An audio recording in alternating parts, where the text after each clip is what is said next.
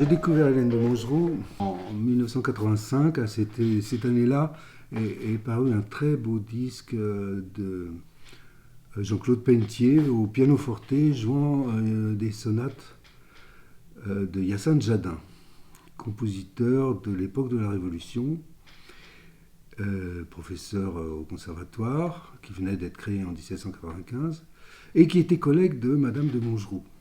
Donc j'avais déjà eu quelques éléments sur cette compositrice donc, qui m'intriguait.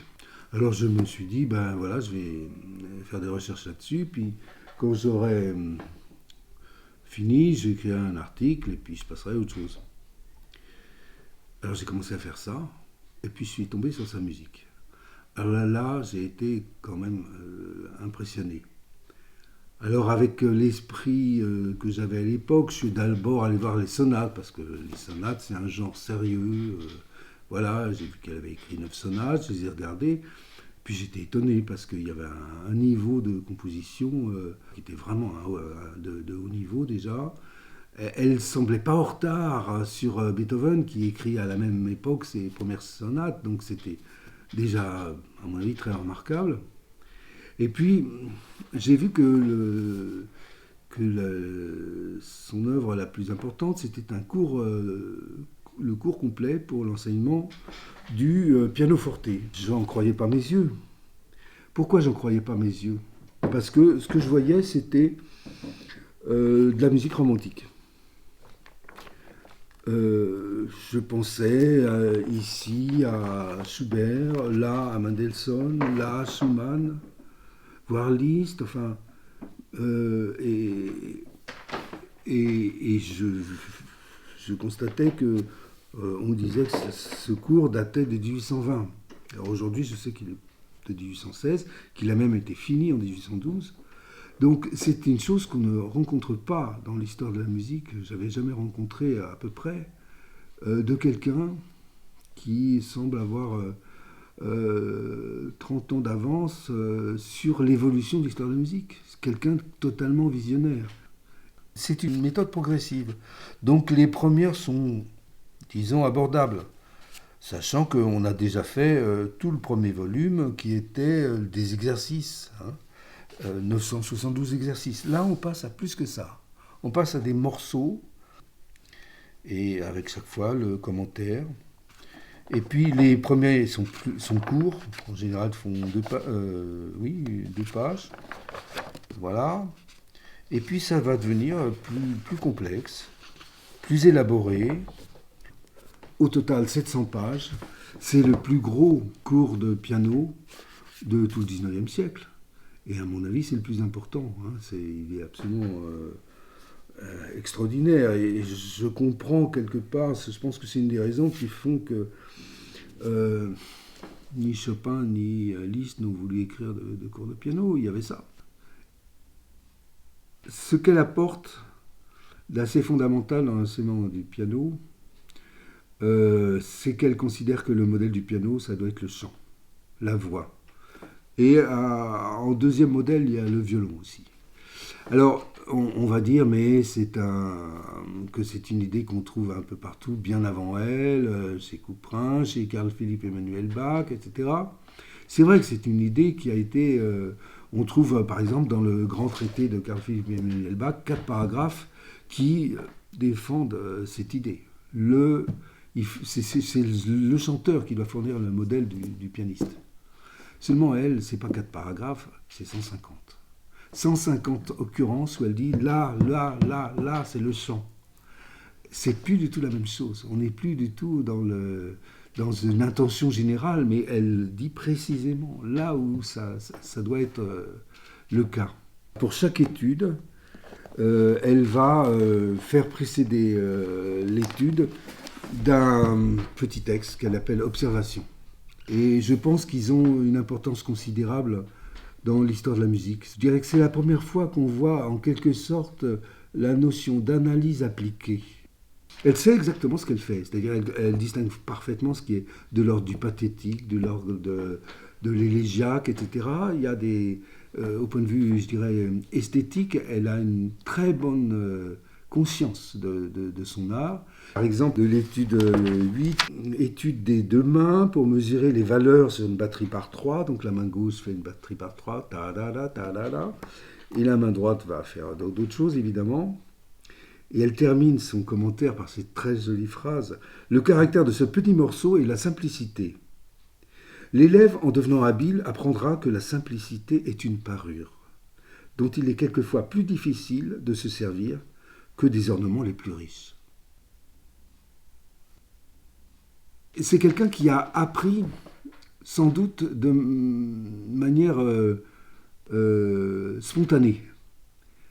Elle a, par exemple, on connaît quelques-uns de ses professeurs de piano, le fameux Hulmandel, elle va prendre des leçons avec lui. Et au bout d'un an, il lui déclare qu'il n'a plus rien à lui apprendre. Il a 13 ans.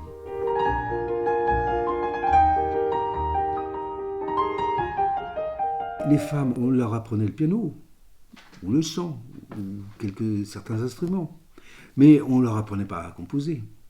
Sauf, quelquefois, un compositeur pouvait apprendre à sa fille, comme Grétry par exemple, mais c'était plutôt rare. Donc elle, je pense qu'elle a appris par osmose. C'est-à-dire qu'elle jouait. C'était la meilleure virtuose de l'époque, tout le monde l'a dit, la meilleure pianiste. Le pianiste modèle de son époque. Il y a même quelqu'un qui a écrit ça.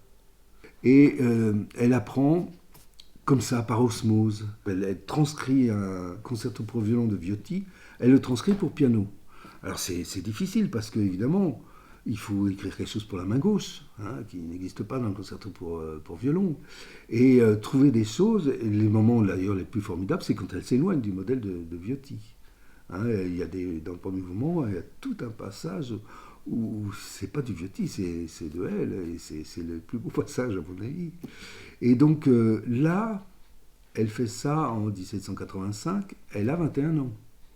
Personne ne lui a appris à composer.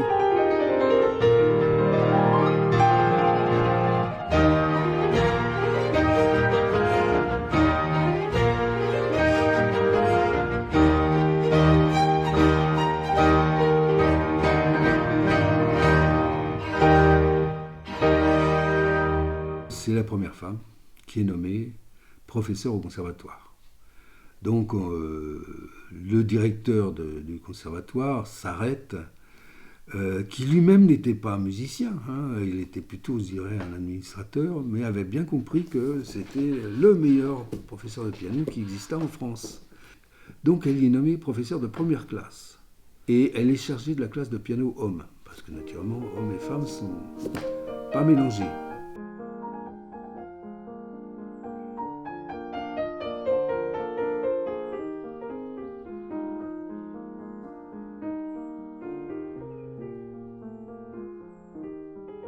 Sans doute vers 1799, elle va prendre des cours avec un grand professeur qui vient de Vienne, un ami d'enfance de Beethoven, qui s'appelle Reicha, et qui va lui donner des cours de contrepoint, et qui lui-même va être très étonné de la vitesse avec laquelle elle apprend ça.